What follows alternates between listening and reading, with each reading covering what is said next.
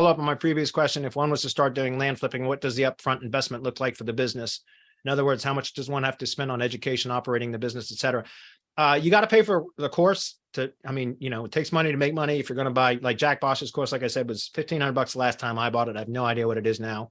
It's worth it though. If you implement it, if you don't take action, it's not worth it. Right.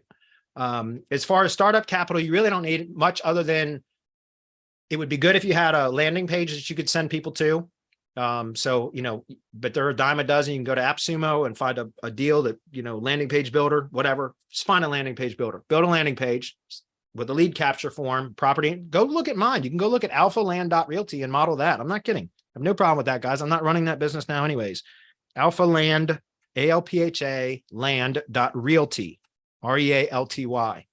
And go look at that. That's just that's a ClickFunnels landing page. And the property information worksheet is here.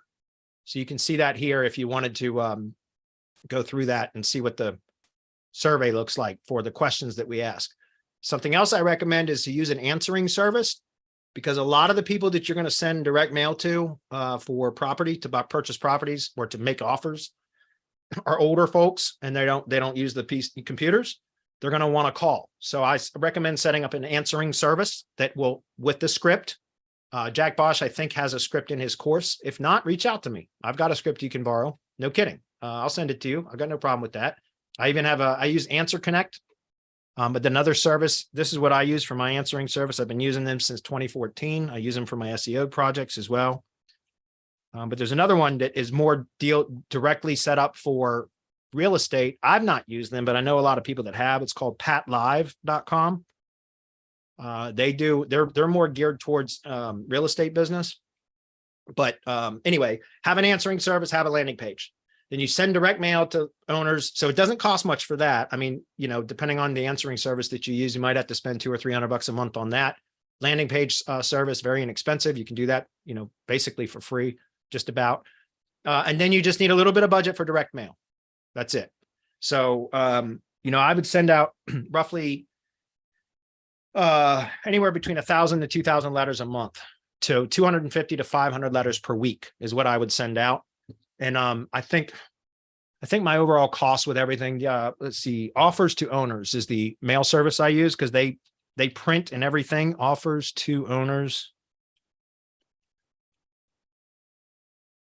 This is the mail service I used. And I think it was, at the time I did it to a couple of years ago, it was like, I think 59 cents for per letter that's mailed. You upload your merge file, and they handle everything. So it's all done online. It's like, I think it's like 59 or 6, it was 59. It might be a little bit more now, but it was like 60 cents. So, if I sent out 1,000 letters, it would cost me roughly $600. If I sent out 2,000 letters, roughly $1,200. So I do that per month.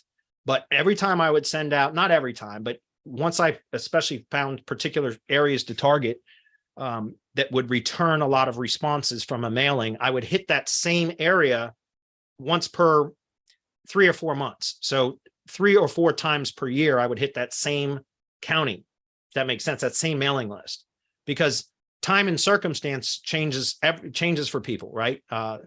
Everything changes in time with time and circumstance. I don't know what the appropriate way to say that is, but the point that I'm trying to make is also that's called farming. What, by the way, when you hit the same list over and over again, and in real estate, you almost like, it's brand recognition, right? Same thing in SEO. It's like remarketing and everything else. If you keep hitting the same mailing list with letters once every quarter or once or twice a year or something like that, vacant landowners who are just paying taxes on land are, they'll see that offer coming through, that brand coming through over and over again. And eventually they may change their mind. Like, you know what? I'm tired of paying taxes. That's what I heard a lot from the people that would accept my ridiculously low offers, like offensively low offers.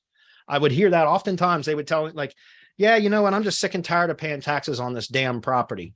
I'll just get rid of it. I don't care if you steal it from me. Like, I'm serious. I heard that all the time. And so that's a really good business model to be in, man. Anyway. People are already nervous because you're talking about real estate more than SEO today. Yeah, that's okay. It's okay. Somebody asked and I wanted to share it. It's a great model, man. It really is. It's a good business. If you're in the, you don't have to be in the United States to do it, but if you are, I mean, it's a great business. It's not a full-time gig. It can be, but it doesn't have to be.